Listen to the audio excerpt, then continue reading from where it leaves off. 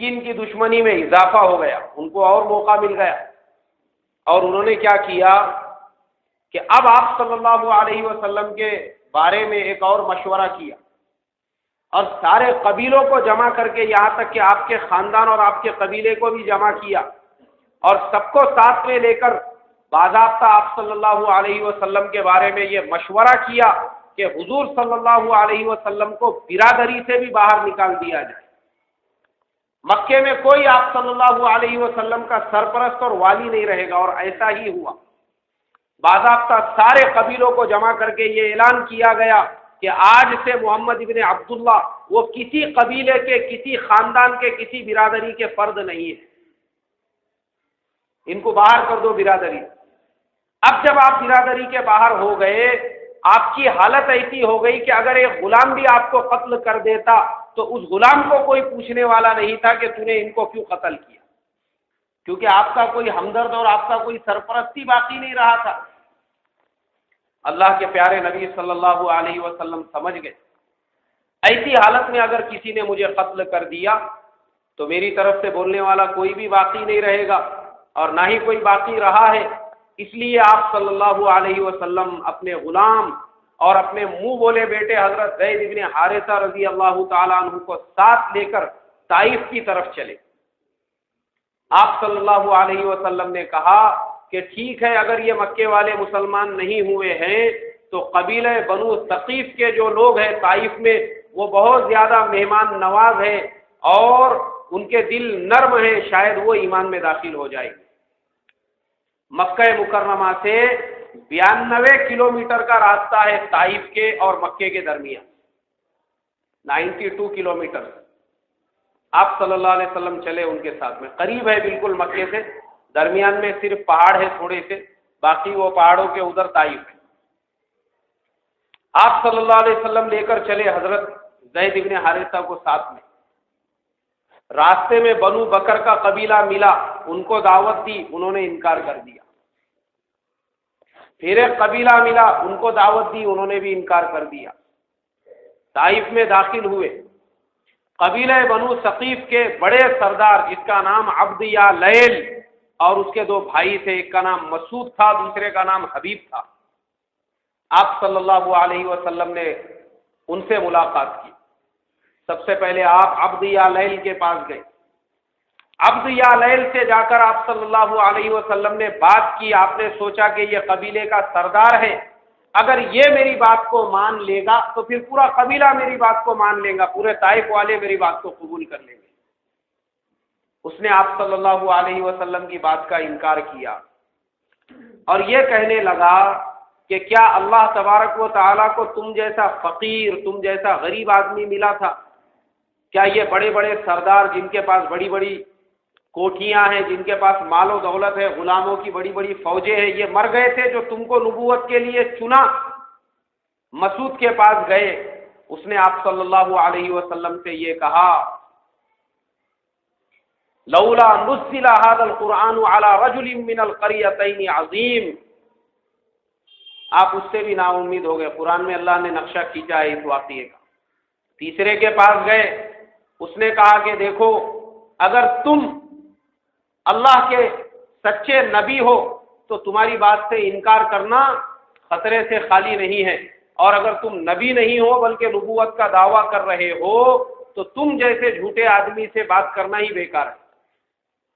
تینوں سے نا امید ہو گئے، اور نا امید ہونے کے بعد اللہ کے پیارے نبی صلی اللہ علیہ وسلم چلے عام لوگوں کی طرف۔ آپ نے سوچا کہ چلو، کیونکہ آپ صلی اللہ علیہ وسلم تو صبر اور استقلال کے پہاڑ تھے، بہت جلدی آپ ایسا نا امید ہونے والے نہیں تھے۔ عام لوگوں کی طرف چلے، عام لوگوں کو جمع کیا اور ان کو اپنے نبی ہونے کے بارے میں بتانے لگے اور اللہ کے احکامات سنانے لگے۔ تو یہ تینوں بھائی وہاں پر پہنچے،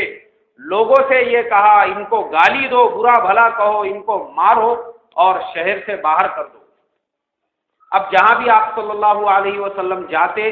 تو وہاں کے جو آوارہ لڑکے تھے آپ صلی اللہ علیہ وسلم کے پیچھے پیچھے چلتے، آپ کو گالیاں دیتے اور پتھروں سے مارتے، یہاں تک کہ آپ صلی اللہ علیہ وسلم کو پتھروں سے مارا گیا۔ آپ صلی اللہ علیہ وسلم 3 میل تک بھاگتے رہے اور آپ صلی اللہ علیہ وسلم پر پتھر برسائے گئے، آپ کے سر سے لے کے پیر تک پورا جسم خون میں لہو لہان ہو گیا تھا اور آپ کی جوتیاں مبارک خون کے اندر تر ہو گئی تھی۔ خود آپ صلی اللہ علیہ وسلم یہ فرماتے ہیں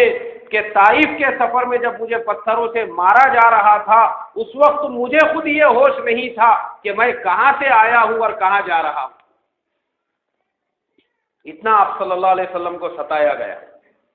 اور یہاں تک ستایا گیا میرے محترم بزرگوں کہ آپ صلی اللہ علیہ وسلم کو اس لیے انہوں نے نہیں چھوڑا کہ آپ 3 میل بھاگ گئے تھے یا 3 میل دوڑے تھے، بلکہ آپ کے اور ان کے درمیان میں اندھیرا چھا گیا، رات ہو گئی، اس لیے وہ لوگ اپنے اپنے گھروں کو واپس لوٹ۔ یہ نہیں کہ آپ صلی اللہ علیہ وسلم بھاگ رہے تھے مکے کی طرف اور وہ آپ کے پیچھے پیچھے انہوں نے 3 میل ہو گیا تو چھوڑ دیا، ایسا نہیں ہوا،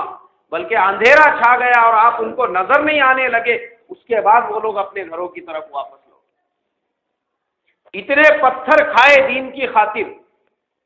یہ تھا میرے اور تمہارے پیارے نبی صلی اللہ علیہ وسلم کا صبر اور استقلال۔ آج پتھر کھانا تو دور کی بات ہے، کسی نے اگر ذرا سی آواز زور سے کیا دین کی خاطر، ہم کو کچھ تھوڑا سا گرم نرم بول دیا تو ہمارے مزاج بگڑ جاتے ہیں، ہم سن نہیں سکتے لوگوں کا، یا چھوڑو سننے کو، اگر ہمارا کسی ایسی مسجد میں جانا ہوا جہاں سنڈاس برابر بنے ہوا نہیں ہے، ہم کو ایسا لگتا کہ یار اپنے مزاج کے خلاف مسجد ہے۔ آج ہمارے عیش پرستی ہمارے زندگیوں کے اندر آ گئی ہے، ہم دین کی خاطر ایسی تکلیفیں آج برداشت نہیں کر سکتے، ہم جب کسی کی بات نہیں سن سکتے، ہم تھوڑا سا مجاہدہ نہیں برداشت کر سکتے، تو پتھر کھانا تو ہم سوچ بھی نہیں سکتے۔ اور ہمارے پیارے نبی صلی اللہ علیہ وسلم کو پتھروں سے لہو لہان کر دیا گیا۔ آپ صلی اللہ علیہ وسلم دوڑتے دوڑتے طائف اور مکے کے درمیان میں عتبہ ابن ربیعہ کا انگوروں کا باغ تھا، اس میں جا کے آپ نے تھوڑا سا آرام لیا۔ عتبہ نے دیکھا کہ ارے یہ تو محمد ابن عبداللہ ہے، دیکھو ان لوگوں کے اخلاق کیسے تھے کہ وہ کافر تھا، مشرک تھا، اور پچھلے جمعہ کو ہی میں نے بتایا کہ یہی عتبہ آپ کے پاس آیا تھا بولنے کے لیے کہ اگر آپ کو حکومت چاہیے تو دیں گے، جو چاہیے وہ ہم دے دیں گے۔ یہی وہ عتبہ تھا